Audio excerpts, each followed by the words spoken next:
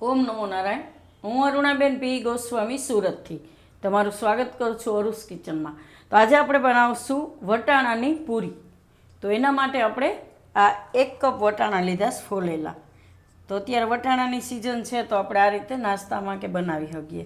2 cup ઘઉંનો લોટ લીધો છે, જે નોર્મલ રોટલીનો લોટ હોય એ જ.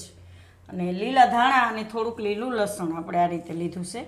તો દાઠિયારે જ આપણે ધાણા લઈ લીધા છે, કેમ કે આને આપણે પીસવાના છે એટલે એનું ટેસ્ટ સારો આવે. લીલા મરચાં અને થોડુંક આદું, તો 3 થી 4 લીલા મરચાં અને થોડુંક આદુનો કટકો. મીઠું જોહે સ્વાદ પ્રમાણે, અને થોડીક આપણે હિંગ લીધીશ. તેલ જોહે અને પાણી. તો પહેલાં આપણે આ વટાણાને પીસી લેવું. તો મિક્સરનું જાર આ રીતે લીધું છે, એમાં આપણે આ વટાણા નાખી દેવા બધા,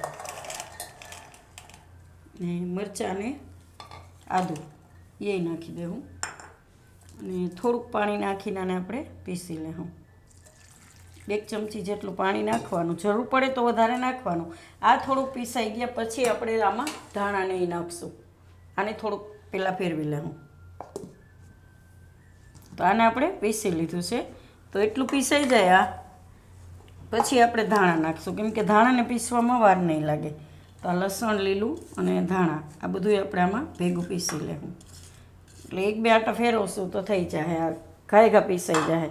અને પાણી આપણે એમાં નાખ્યું હતું એટલે આમાં જરૂર નહીં પડે. તો પીસવામાં જરૂર પડે તો જ નાખવાનું પછી પાણી એમ. તો આને આપણે ફેરવી લેવું.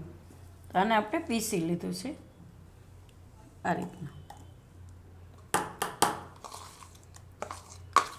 મસ્ત સુગંધ આવે ને. લીલા વટાણા, આદુ, મરચાં, લીલું લસણ, લીલા ધાણા બધોય સ્વાદમાં આવી ગયો. તો આને આપણે કાથરોટમાં કાઢી લેવું. જેમાં લોટ બાંધવાનો એમાં જ આપણે કાઢી લેવાનું.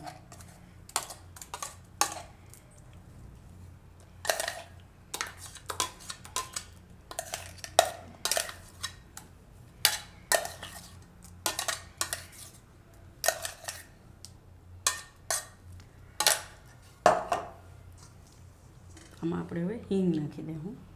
વટાણા છે એટલે થોડીક હિંગ નાખવાની એમ, અને મીઠું સ્વાદ પ્રમાણે. થોડુંક આપણે આમાં તેલ નાખીશું, 2-3 ચમચી જેટલું.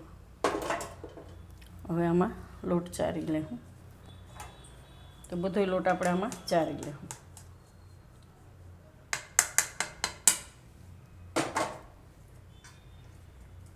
તો હવે આપણે આને મિક્સ કરી લેવું બધું.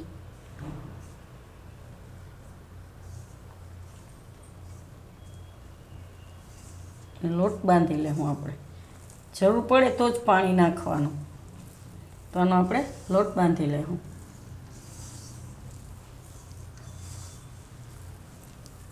જે રીતે આપણે રોટલીનો બાંધીએ એ રીતનો જેમ. તો લોટ આપણે બાંધી લીધો સારી રીતનો. થોડુંક તેલવાળો કરશું.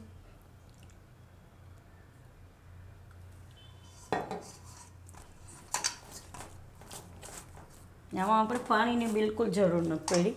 જે આપણે પીસવામાં નાખ્યું હતું એમાં જ આપણે લોટ બંધાઈ ગયો આ રીતનું. આને આપણે થોડીક વાર અમથું રાખશું, 5-1 મિનિટ માટે, કેમ કે ઝાઝી વાર રાખીએ તો પછી ઢીલો થઈ જાય. તો 5-1 મિનિટ રહેવા દેવું, એટલે તેલ ગરમ મૂકી દેવું. એટલે ત્યાં સુધીમાં આપણે તેલ ગરમ થઈ જાય. તો આપણે 5 થી 6 મિનિટ જેવું થયું તો લોટ જોઈ લઈએ.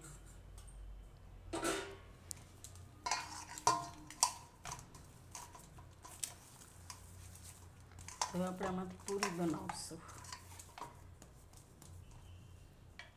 થોડોક આપણે કોરો લોટ લઈ લેવું, અને તેલનો ગેસ આપણે ધીમો કરી દીધો. આ રીતે થોડુંક મોટું ગોયણું લેવું, ગોળ કરી લેવું.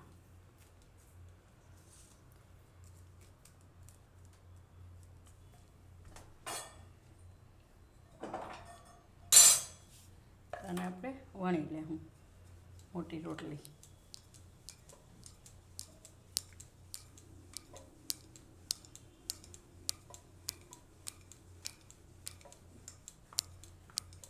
કેમ કે પૂરી આપણે આમાં આનાથી કાપીને બનાવશું એટલે એ ખરખી થાય એમ.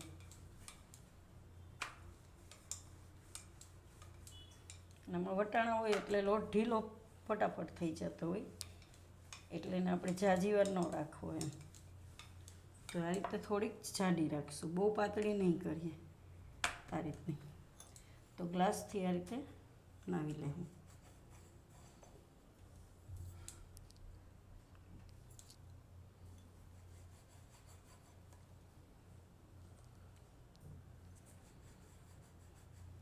જેવડી મોટી રોટલી વણો એ પ્રમાણે પૂરી થાય.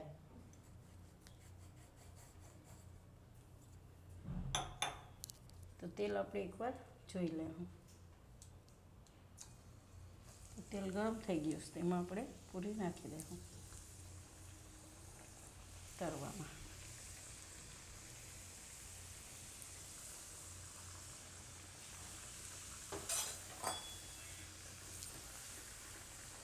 ગેસ ધીમો કરી દેવાનો.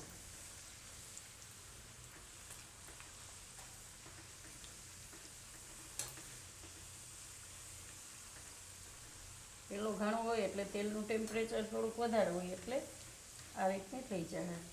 પછી ધીમો ગેસ રાખીને તળવાનું. તો થોડીક જાડી રાખીને તો આ રીતે ફૂલે એમ. તો આને કાઢી લેવું આપણે ને ડીશમાં રાખી દેવું. તો ગેસ ધીમો રાખશું. તો આપણે બધી પૂરી આ રીતે બનાવી લેવું. તો આ તમે નાસ્તામાં બનાવી શકો, ગમે ત્યારે કોઈ એવું લાગે કોઈક મહેમાન આવે છે તોય તમે આ રીતે પૂરી બનાવી શકો એમ. તો પાછી આપણે બીજી રોટલી વણી લેવાની એ રીતે. હજી થોડીક મોટી વણશું એટલે વધારે પૂરી બને એમાંથી એમ. તો બધી આપણે એ રીતે બનાવી લેવું પૂરી.